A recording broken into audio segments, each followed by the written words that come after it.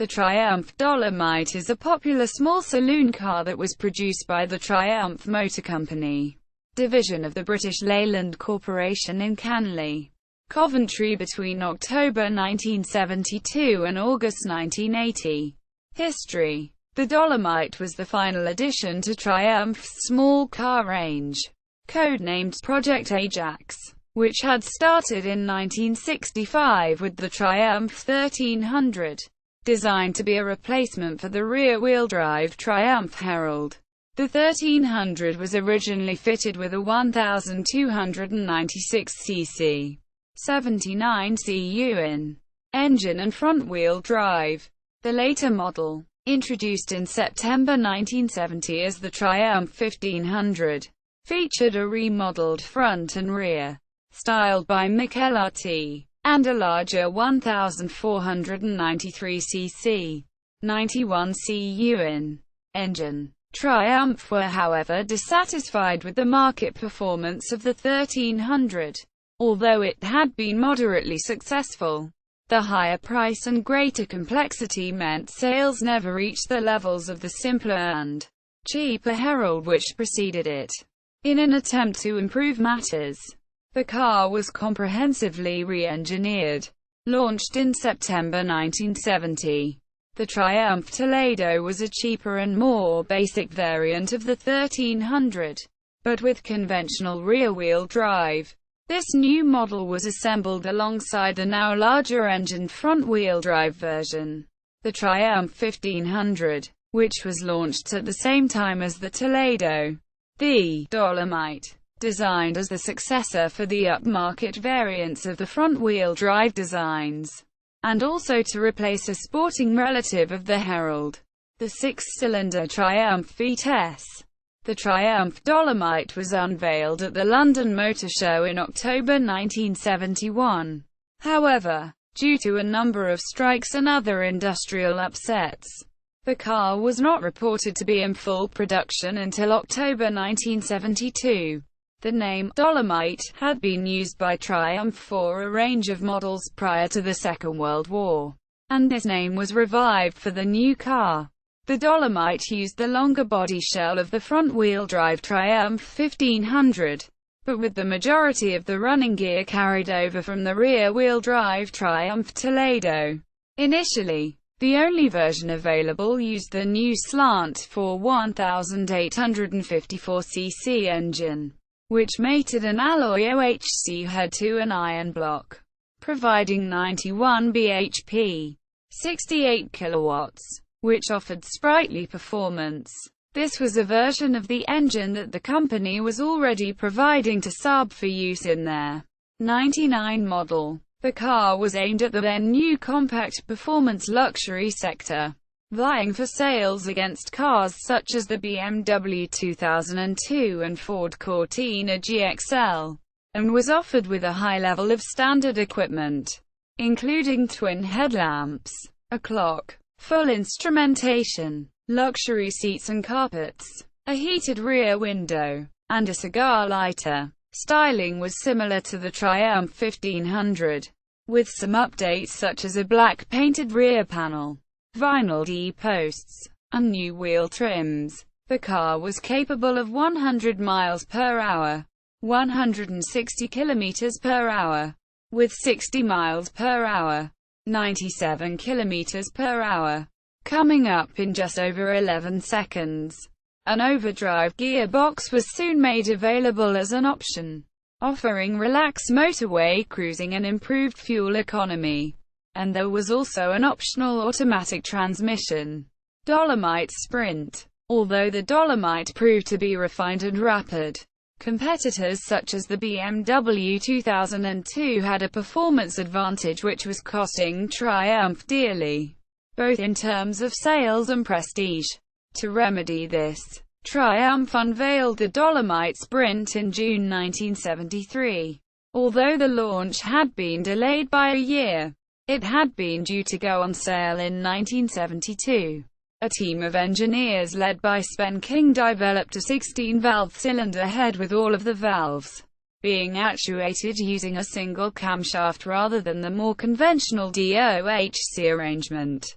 The capacity was also increased to 1,998 cc, 122 cu in, and combined with bigger carburetors the output was up to 127 bhp, 95 kilowatts. This represented a significant power increase over the smaller 1,850 cc variant. However, it fell short of the original target of 135 bhp, 101 kilowatts. Despite BL engineers being able to extract a reliable 150 bhp, 112 kilowatts, from test engines, the production line was unable to build the engines to the same level of quality, with production outputs being in the region of 125 bhp, 93 kilowatts, to 130 bhp, 97 kilowatts. This led to the original model designation, the Dolomite 135, being replaced at short notice with the Sprint name.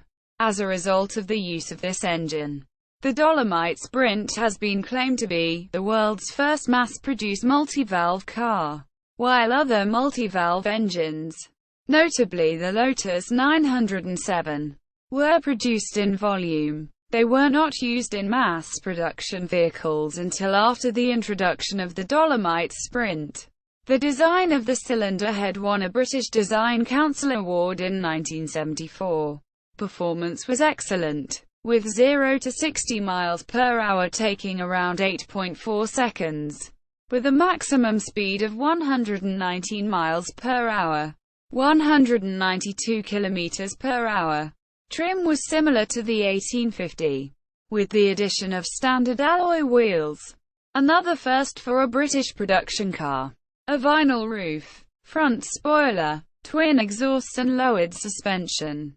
By now seats were cloth on the 1850, and these were also fitted to the Sprint. Due to the increase in power brought by the new engine, the rest of the driveline was upgraded to be able to withstand the extra torque. The gearbox and differential were replaced by a version of those fitted to the TR and 2000 series cars, albeit with a close ratio gear set in the gearbox. The brakes were upgraded with new pad materials at the front, and the fitment of larger drums and a load-sensing valve at the rear. Other changes over the standard Dolomite included the option of a limited-slip differential, the optional overdrive and automatic transmission from the 1850 model were also offered as options on the Sprint. Initial models were only offered in mimosa yellow, although further colors were available from 1974 on. At launch the Sprint was priced at £1,740, which compared extremely well to similar cars from other manufacturers. Prospective buyers would have been hard-pressed to justify the extra £1,000 cost of the BMW 2002T, which offered similar performance. The four-door practicality of the Sprint also made it a very attractive proposition for the young executive choosing their first company car. The press gave the Dolomite Sprint an enthusiastic reception. Motor summarized its road test, subtitled "Britain Leads the Way," with glowing praise. The Sprint must be the answer to many people's prayer. It is well appointed, compact, yet deceptively roomy. Performance is there in plenty, yet economy is good and the model's manners quite impeccable. Most important of all, it is a tremendously satisfying car to drive. A press release dated May 1973, from BL's Public Relations Department, states, to acknowledge the Dolomite Sprint's performance, the Triumph sports car color range will be used, with the first 2,000 cars finished in mimosa with black trim. Other distinguishing features are a black simulated leather roof covering, contrasting coach lines along the body and new badges. Quote, "In the first series of the Professionals, Bodie drives a white Dolomite Sprint. From May 1975 overdrive and tinted glass were standard. In addition, all Sprints were fitted with body side trims. a plastic surround for the gear lever, and a driver's door mirror. Headrests were now available as an optional extra. From March 1976, headrests, a radio, and laminated windscreen were standard. In 1978, laminated windscreens became a standard fitment, and in 1980, to comply with UK legislation, twin rear fog lamps were also standard. As with many other British Leyland cars of the period, a number of special tuning options were available for the Dolomite Sprint, offering dealer-fitted upgrades to the car that included larger carburetors, freer-flowing exhaust systems, and competition camshafts. These upgrades were designed by the factory race team and offered in order to homologate the tuning parts for competition purposes. In 1977, a number, probably 62, of Triumph TR7s with the same Sprint engine were manufactured as pre-production cars at Speke, Liverpool. However, this Triumph TR7 Sprint variant was cancelled with the closure of the Speke assembly plant in 1978. Rationalization. By the mid-1970s, the range had become complex, with a large number of models and specifications. The Dolomite body shell was still being made as the basic Toledo short boot body shell, 1296 cc, 79 cu in OHV, rear-wheel drive, the 1500 TC standard body shell, 1493 cc, 91 cu in OHV, rear-wheel drive, and the Dolomite Sprint standard body shell, 1854 cc, 113 cu in, 1998 cc, 122 cu in OHC, rear-wheel drive. In 1976, with the manufacturer effectively nationalized and following recommendations in the government-commissioned rider report, the Dolomite and other similarly bodied ranges were rationalized as follows. Dolomite 1300, base model, basic trim, single headlamps, 1296 cc engine. Dolomite 1500, same as 1300, with 1493 cc, 91 cu in engine. Dolomite 1500HL, luxury specification as per 1850, with 1493 cc engine. Dolomite 1850HL, luxury specification, 1850 cc, 113 cu in OHC engine. Front spoiler fitted from 1975. Dolomite Sprint, the performance version, luxury trim, 16-valve 1998 cc, 122 cu in engine. The Dolomite 1300 used the 1300 cc, 79 cu in engine developed from the Herald and Spitfire, and replaced the Toledo as the basic model in the range. The body was identical except for the lengthened body, giving the larger boot of the original Dolomites. The 1300 retained simplified fittings, including single square headlamps, basic instrumentation and seats, with the wooden dashboard and carpeting of the Toledo. There was no two-door option as there had been for the Toledo, and the shorter boot body shell of the Toledo ceased production. Standard equipment included a reclining front seats, cigar lighter, fastened seatbelt warning light, driver's door mirror, twin reversing lights and a dipping rear view mirror. The dashboard design was the same as that fitted to the facelifted Toledo of 1975. There was no overdrive or automatic transmission option with the 1300. The next model up, replacing the Triumph 1500 TC, was the Dolomite 1500. The Dolomite 1500 offered identical specification to the Dolomite 1300. but with a 1,493 cc, 91 cu engine and twin carburetors. Overdrive and automatic transmission were offered as an optional extra. The 1500HL had essentially identical specification to the luxury 1850, now designated 1850HL, but again featured the 1,493 cc engine.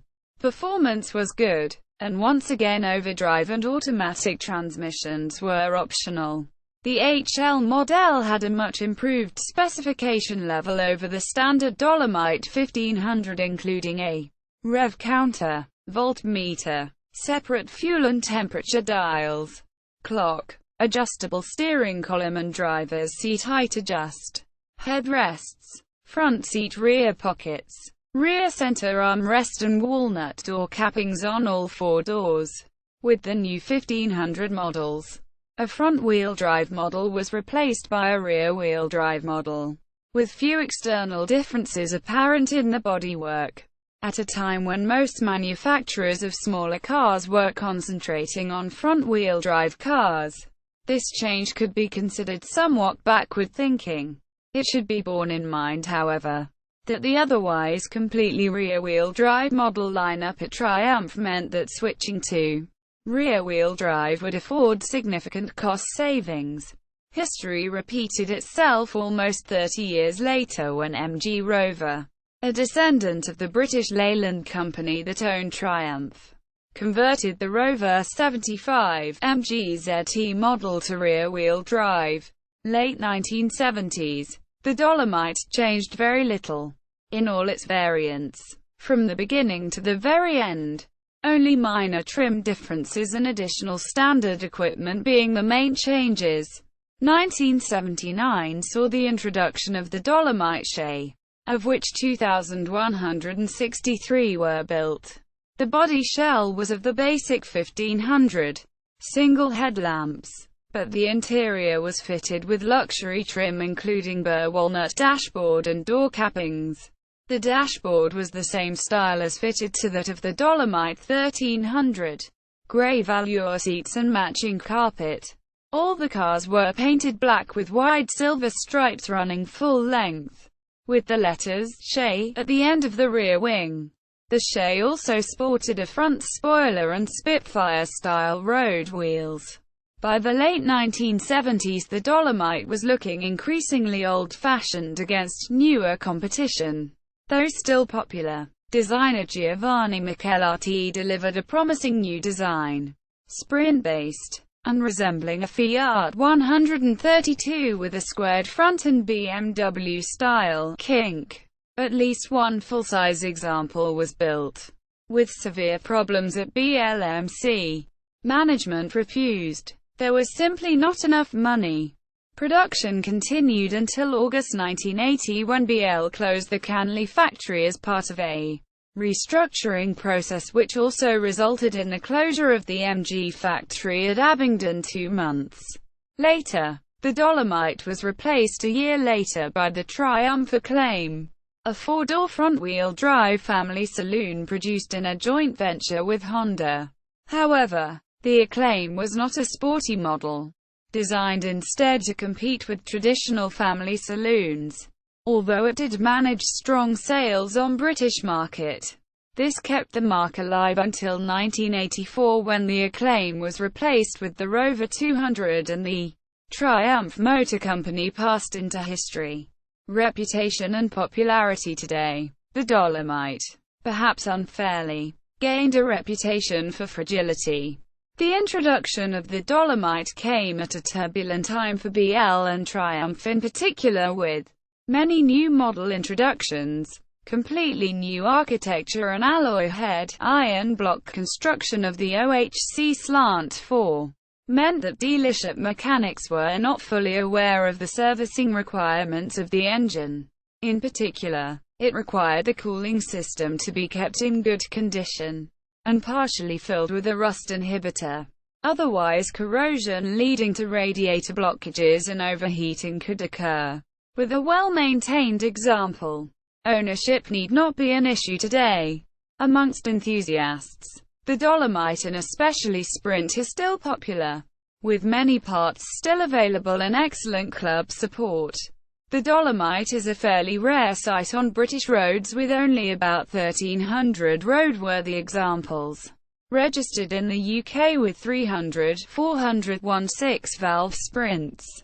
This is favourable when compared to other contemporaries such as the Morris Marina, of which fewer than 800 examples out of 953,576 produced were still roadworthy, despite the Marina being a stronger seller than the Dolomite. They have a popular following throughout Europe and Australia, where Sprints were imported between 1975 and 1978, and raced at Amaru Park, and the famous Bathurst 1000. Motorsport. Touring cars. The Dolomite Sprint was campaigned in the British Touring Car Championship from 1974 to 1978. It met with some success, with Andy Rouse winning the Drivers' Championship in 1975, and also lifting the manufacturer's title in 1974 with teammate Tony Dron. The Sprint, driven by Andy Rouse and Tony Dron, managed 5th overall in the Spa 24 Hours race in July 1974. In September, Dron managed 3rd place overall in a Sprint competing in the RAC Tourist Trophy race of that year. In 1975, Andy Rouse won the British Touring Car Championship outright by taking the driver's title in a Sprint. In 1976, Broadspeed only ran one Dolomite Sprint in British Saloon Car Championship, with Rouse finishing second in the 2-litre class. 1977 saw the departure of Rouse and the return of Tony Dron as driver of the Broadspeed prepared Dolomite Sprint. Dron managed to win no less than 7 of the 12 races outright against some stiff competition, and narrowly missed out on winning the championship outright because of tyre failure on the final race when leading his class by over a minute. In 1978, Broadspeed entered a sole Dolomite Sprint, driven by Tony Dron, where it won only one race outright. Although the Sprint still won Class B in the last year, a factory-entered Sprint would compete in the British Saloon Car Championship. Rallying. Due to the heavier body shell and somewhat fragile engine, the Dolomite Sprint was less successful in rallying. Retirements were rather frequent, resulting in failure to complete any rallies during 1974. Things improved slightly in 1975 when a Sprint crewed by Brian Colchith and Johnston Sire finished 11th overall in the Welsh Rally in May 1975. FRW 812L. This was quickly followed up with an impressive second place overall in the Tour of Britain in August 1975, and in the 1975 Lombard RAC Rally, Colchith and Sire won Group 1 and were first in class. In January 1976, Tony Pond and D. Richards won Group 1 in the Tour of Dean Rally. In the same month, Colchith and Sire finished 5th overall in the Snowman Rally, and 7th overall in the Mintex Rally a month later, with Tony Pond and D. Richards coming first in Group 1. Colchith and Sire had to retire in the Granite City Rally held in March, while Pond and Richards came home 4th overall and finished first in Group 1. Colchith and Sire finished 2nd overall in the Tour of Britain and in the Manx Trophy Rally held in August, while P. Ryan and F. Gallagher came in 9th overall. P. Ryan and M. Nicholson also came first in Group N in the Lindisfarne Rally held in October, and they also came second in Group 1 in the Castrol 76. From May 1976 onwards, the Dolomite Sprint would run alongside the TR7 before being eventually withdrawn from rallying, the TR7 V8 taking over the mantle. In the Lombard RAC Rally of 1976, the Sprint was forced to retire with engine problems. 1977 would be the last season where factory-entered Sprints would compete in any form of rallying. Ryan and Nicholson managed to win Group 1 while coming 8th overall in the Granite City Rally, and this was followed by 9th overall in the Welsh Rally and finishing 2nd in Group 1. The Scottish Rally saw Ryan and Nicholson come 12th overall and helped win the team prize with 2 other TR7s.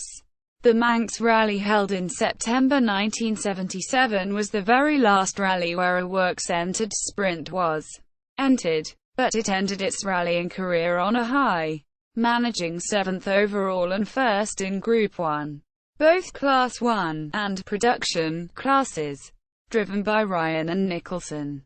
Triumph Dolomites continue to be used in many forms of classic motorsport today, with cars being campaigned on track, hill climbs, rally stages and autocrosses in the UK, mainland Europe, and Australia, as well as the USA. Dolomite-derived cars. The early Robin Hood S7 used the front subframe and mechanical components from any Dolomite, attached to a monocoque body made out of stainless steel. Later Robin Hoods were Ford-based. The Latham F2 used the Dolomite mechanicals, usually Sprint, but attached to a fiberglass sports car body. The Panther Rio was based on the Dolomite 1850 but was reskinned with new aluminium panels and with a completely revised interior. Also available was the Panther Rio S Special, which used the Dolomite Sprint as a base.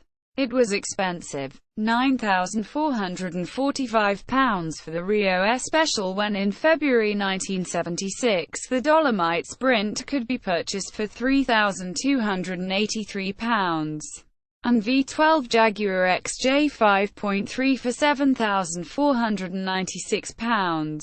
In total, 38 Rios were sold and were produced from 1975 to 1977. References. External links. Triumph Dolomite. Triumph Dolomite Motorsport Gallery.